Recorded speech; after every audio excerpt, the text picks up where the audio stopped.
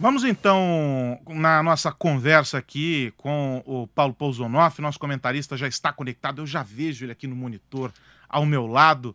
Bom dia, Pousonoff, bom dia para você. E, claro, um dia triste para a família Bolsonaro, o presidente interrompendo um compromisso oficial por causa de uma notícia como essa, que ninguém quer receber, que ninguém quer dar, a morte da mãe, a morte de um ente querido. Como é que você vê toda essa questão? As manifestações de apoio ao presidente e tudo mais. A todos. Realmente, né? Só nos resta aqui deixar os pêsames, né, para o presidente, para a família toda do presidente.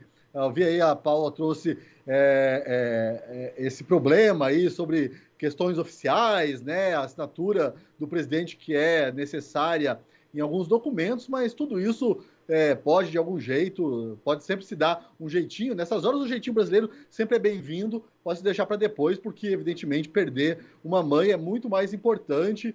O presidente, a gente costuma esquecer disso ao longo do ano, né? Até por conta de toda a briga política, mas o presidente Jair Bolsonaro também é um ser humano, né? E merece aí o nosso respeito nesse momento de dor. E até sobre isso, Carlos, estava pensando aqui que outra informação que eu acho relevante para o debate público é que a cerimônia aí de sepultamento, né, será reservada. Porque, infelizmente, no Brasil, nos últimos tempos, a gente viu aí várias mortes de pessoas próximas serem transformadas em comícios, em palanques políticos. Eu realmente espero que isso não aconteça nesse caso específico.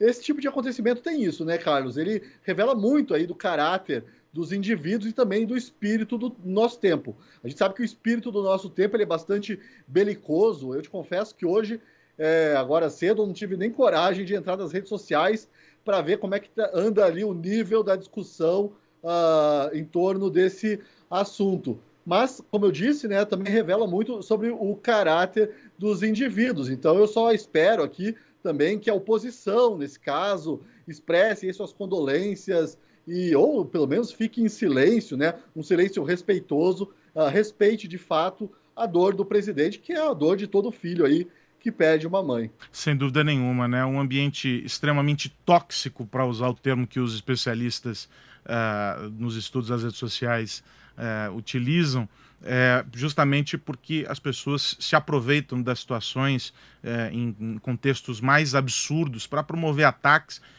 que não têm pertinência. Por isso a gente selecionou aqui só aquelas mensagens que efetivamente mostram o respeito e o carinho com a família. Ninguém quer perder um ente querido e questões políticas todas devem ficar à parte desse processo no meio do caminho, né? Não tem razão nenhuma para que essas coisas se associem, mas eu concordo com você, o silêncio nesse caso daqueles que não têm o que dizer é muito bem-vindo. Agora, sobre um tema trazido pela Paola Pousonoff, essa questão do orçamento é um tópico dos mais sensíveis para o governo. Não é? Agora, evidentemente, o prazo se encerra hoje. Uma decisão deverá ser tomada. Se algum auxiliar vai entregar para o presidente assinar, ou se isso vai ficar em Brasília com o vice-presidente Mourão. Independentemente de como fica a questão, já há os indícios de que o governo vai seguir as recomendações, evitando ali os reajustes e os tópicos mais sensíveis dentro dessa história.